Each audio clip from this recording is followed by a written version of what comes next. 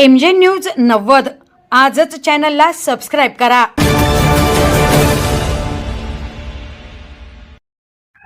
मी जावेद मनियार बोलतो, MJ news चॅनलमधून आलेला। आता इथं जी एक महिला आलेली आहे, त्यांची मुलीचं अपहरण म्हणजे पळून गेल्या प्रकरणाचा विषय आहे। आणि दुसरा मुद्दा असा आहे की त्यांचं जे मुलगी जी आहे ती मिसिंग दाखल केलेली आहे आणि ती तसं पाहिलं तर ती मुलगी पळून गेलेली आहे। 16.5 वर्षाची मुलगी आहे आणि ती हानाल चिचोलीची आहे।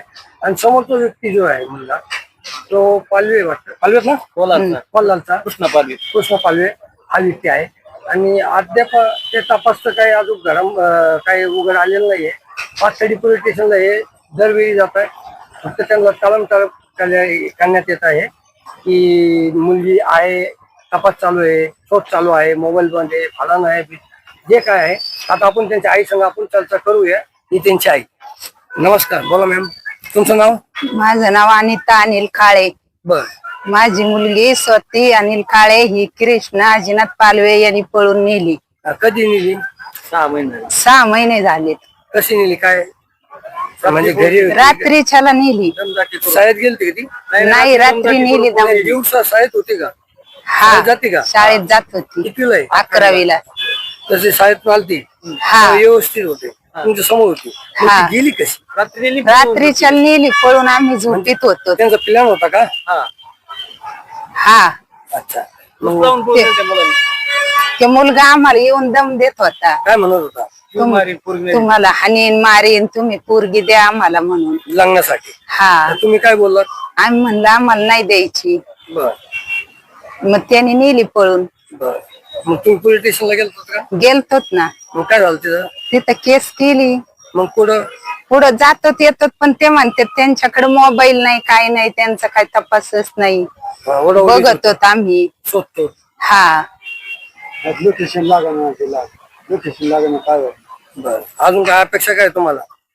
तुमची अपेक्षा काय? मुलगी आमची आणून द्यावा त्यांनी। दाखल करावा, मुलावर गुन्हा दाखल करावा, आमची पोरगी आम्हाला आणून द्यावा। बर, ठीक आहे। नाव? नितीन रघुनाथ काळे। मुलीचे कोण तुम्ही? मी मुलीत चुलत आहे। अच्छा, तर ही घटना घडली तेव्हा तुम्ही पोलीस स्टेशनला गेलता? गेलो होतो पोलीस स्टेशनला। काय झालं तिथं? त्यांना आम्ही म्हटलं पोस्टपोज गुन्हा दाखल करा, ते म्हणले जमत नाही, त्यांनी गुन्हा दाखल नाही त्यांनी मिसिंगची केस दाखल केली। आम्ही त्यांच्याकडे बऱ्याच वेळ चक्रा मारल्या। ते म्हणते लोकेशन भेटाना आमच्याकडे। मग त्या मुलाचे वडील, त्याचे 2 मेवणी आम्हाला मुलगी द्या, आम्ही तुम्हाला पैसे देतो, नाहीतर बघा, याद राखा आम्ही अल्पसंख्याक समाजातील व्यक्ती सगळे। यांनी असं दमदाटीचा प्रकार चालू केलाय आम्हाला कुठंच न्याय भेटणार। आता करावं का? आमची मुलगी द्या, नाही तर आम्हाला आत्मदानाशिवाय पर्याय नाही। तपास कोणा काय सर? सध्या आगरकर साहेबांकडे तपास आहे। त्यांचं काय म्हणणं आहे? त्यांना आम्ही फोन करतोच ना, काय त्यांच्याकडे जाऊन आलो, त्यांना समक्ष भेटलो। सर एवढं तपास लावा, जशी आमची मुलगी जशी तुमची मुलगी म्हणून तपास लावा। ते म्हणजे हा लावतो तपास।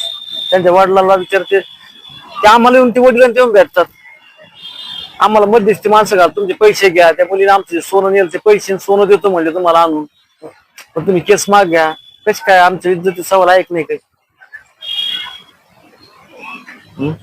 तर ते मुलाचं नाव काय? कृष्णा अजिनाथ पालवे।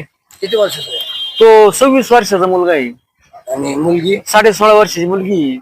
काय गुन्हा? 16.5 वर्षाची मुलगी? हो। गुन्हा काय दाखल आहे? त्यांनी मिसिंगचा दाखल काय, पोस्को दाखल त्यांनी नाही केला। ते म्हणले होत नाही पोस्को दाखल आताच।